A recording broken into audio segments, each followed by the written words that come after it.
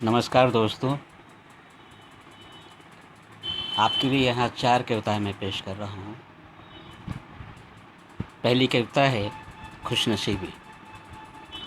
वह महफ़िलों, जलसों, सेमिनारों से अलग एक दुनिया थी। वह महफ़िलों, जलसों, सेमिनारों से अलग एक दुनिया थी। वहाँ छोटी-छोटी बातें थीं, छोटी-छोटी कथा कहानियाँ थीं, छोटे-छोटे सुख-दुख थे, वासनाएँ भी छोटी-छोटी ही थीं। मेरी खुशनसीबी, मैं घिरा रहा उस दुनिया के सीधे जटिल बाशिंदों से। मेरी खुशनसीबी कि मैं घिरा रहा उस दुनिया में सीधे जटिल बाशिंदों से। मेरी खुशनसीबी कि मेरी आवाजाही बराबर बनी रही उस दुनिया में। वह एक अलक्षित दुनिया थी, वह एक समांतर दुनिया थी। वह कुबेरों और उनके चाकरों से लगभग खाली खाली एक दुनिया थी। उसी ने हाथ थामा, उसी ने दिया पानी, लड़खड़ाई जब गृहस्थी, सूखे जब कंठ। संवेदनाओं के ठेकेदार वहाँ दूर दूर तक नहीं दिखे। दूसरी कविता, पर उनको कहाँ हासिल यह नसीब। पहुँच जाते हैं चलते चलते रास्ते, दोराहे, तिराहे या फिर चौराहे पर। देखते रहते हैं जनपद पर जन की पीड़ा, राजपथ के पथिकों से राजसी ठाठ, राजपथ के पथिकों के राजसी ठाठ। पगडंडियों के पग पग में चुभते कांटों को भी लेते हैं दूर से देख होते हुए दुखी। राष्ट्रीय राजमार्गों पर होती बेहिसाब मौतों की भी करते रहते हैं गिनती मन मारकर। हैरत भरी नज़रों से देखते हैं, हैरत भरी नज़रों से देखते हैं अंतर्राष्ट्रीय हवाई अड्डे की ओर दौड़ती कारों को।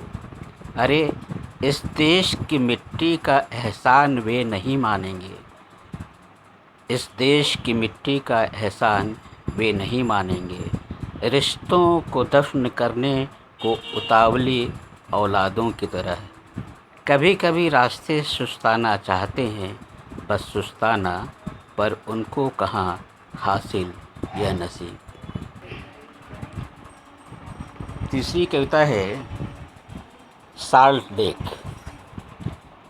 कोलकाता में एक जगह है साल्ट लेक, वहाँ न साल्ट है न लेक, यानी कि पूरी तरह है फेक। हालांकि यहाँ कला करती रहती है हवाखोरी, और क्रांति भी जब तक निकल पड़ती है किताबों से। वैसे कभी यहाँ सचमुच एक झील थी बहुत गहरी, जिसका पानी समुद्र के जल की तरह ही था खारा, और सुनते हैं उससे नमक भी बना लेते थे।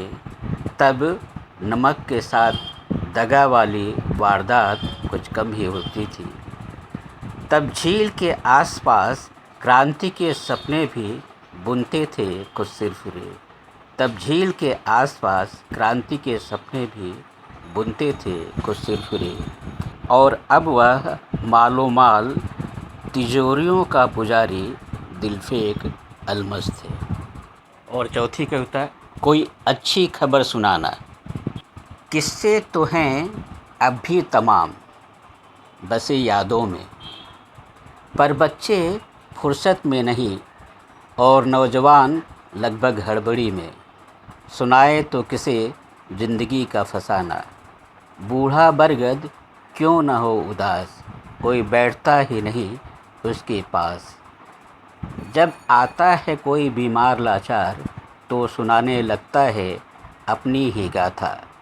जब आता है कोई बीमार लाचार, तो सुनाने लगता है अपनी ही गाथा, जिसमें दगा और बेईमानी का शोर होता है बहुत ज़्यादा, इतना ज़्यादा कि धैर्य को भी होने लगती है घबराहट।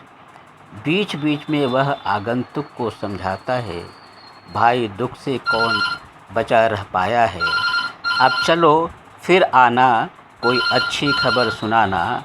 हाँ, ठीक कहते हो, तेज़ी से बदल रहा है ज़माना। धन्यवाद।